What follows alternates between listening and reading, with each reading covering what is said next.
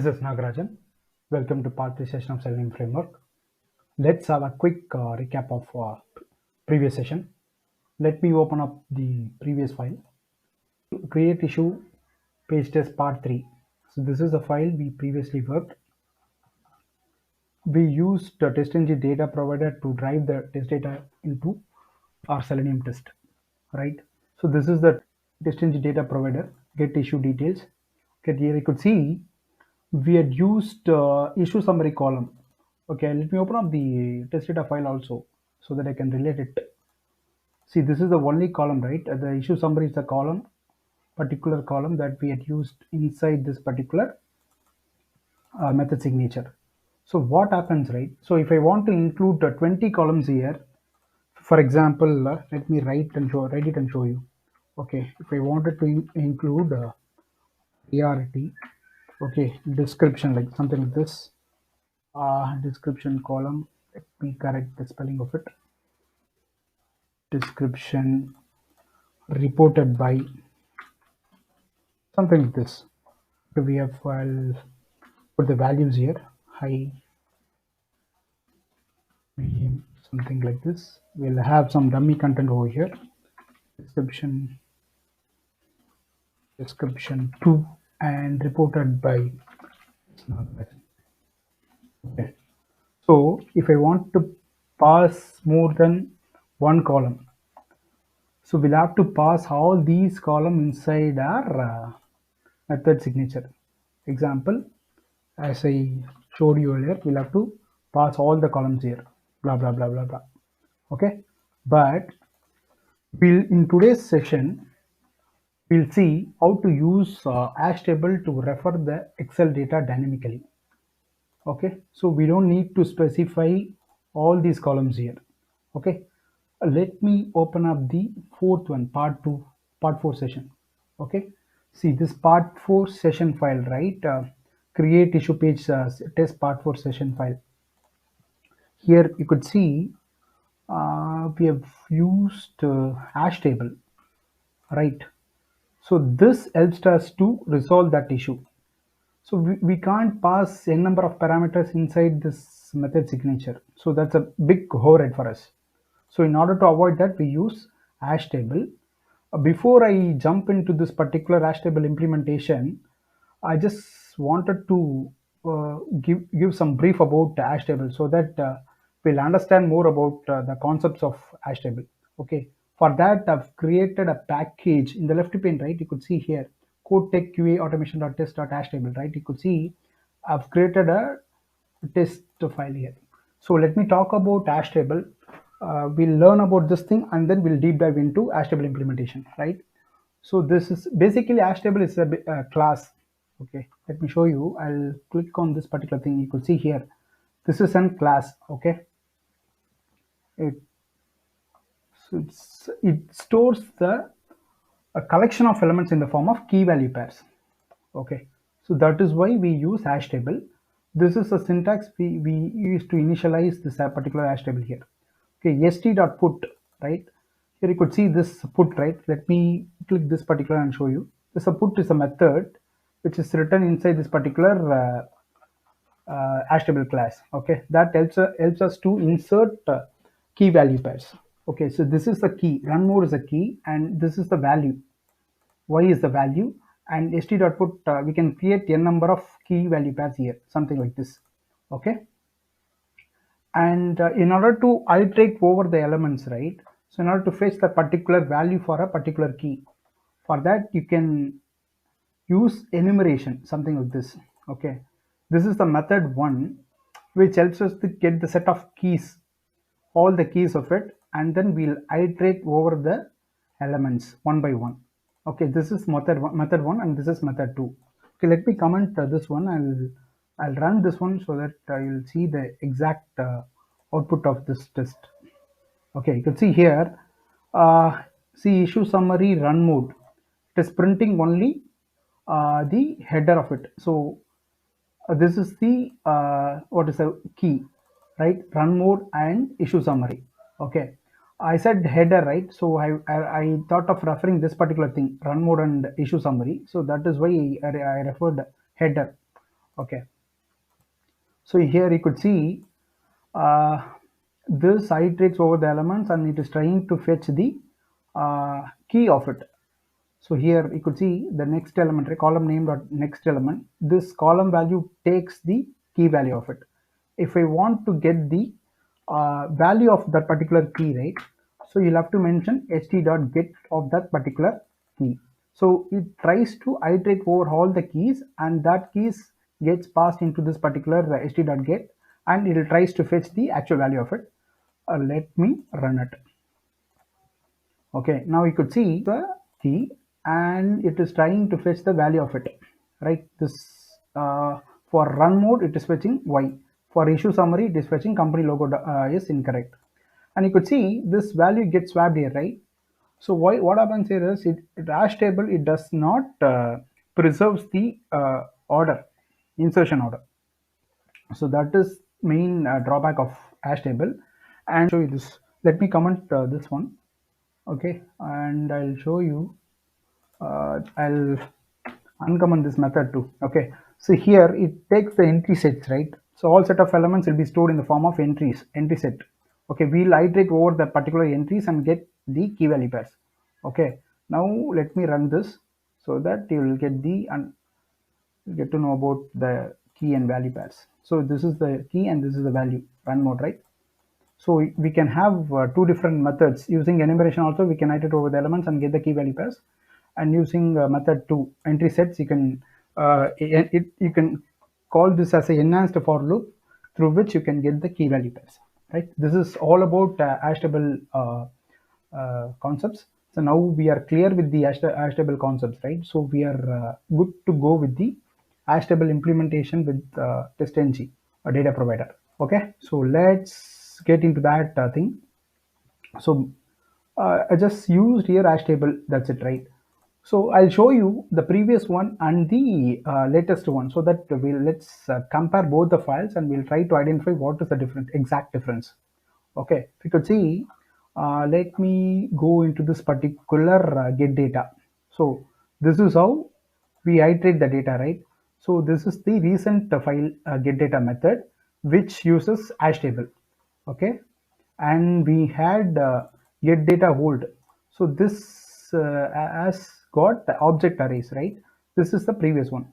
Okay, let me I'll open up paint and I'll show you the difference now. Okay, okay, let's change the color of it so that it'll give you the better visualization.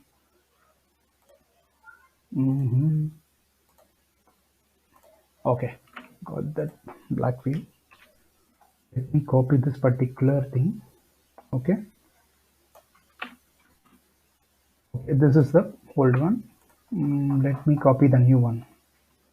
It starts from data, right? So let me, okay, 1 second, let me copy all that line so that we'll try to understand what is the exact difference. Okay, I'm just copying it from this data to return data. So this is the new one with the hash table implementation. You could see here. Okay, let me mark this as a old one and new one. Okay, this is the old one. This is the new one. See, we just need to understand the key differences. Okay, so here previously, right, we use only object array. So this is object array declaration here. We have done with the initialization, right? You could see in this line. Let me show you this. So in this line, you could see here the Excel data, right? The column values are getting assigned in this particular object array. Now here, if you could see, we had the hash table declarations here, right? So this is the hash table declaration, and you could see here, this is the one, and you could see this is the for loop which tries to fetch the exact key value pair. Okay, so xls.get cell data, we are referring the sheet name and the column number, column start, row name. Okay, this column number, it has to iterate over the n number of columns, right? And column start row number which refers the header of that particular column. Meaning, I'll show you the exact test data also. So this is run mode issue summary. This is the column header, right? So column row start row number, which is this test row number plus 1. Okay, so this 0 plus 1 comes here. Okay, this takes this particular row, so that is why column start row number here. And this value, right, this XLS start get cell data, this takes sheet name and the exact number of records. It iterates over the number of records and fetches all the values. So this makes a difference between the previous one and the latest one. Now we are trying to put the key value pairs. We'll read the Excel data, we'll read all the uh, key and the value. Okay, key refers to this particular header and value refers to this particular number of records, right? So that are being assigned over here, and we are assigning this particular hash table into this object array, and we are returning the object array in the form of hash table. Okay, so that is being passed to our test.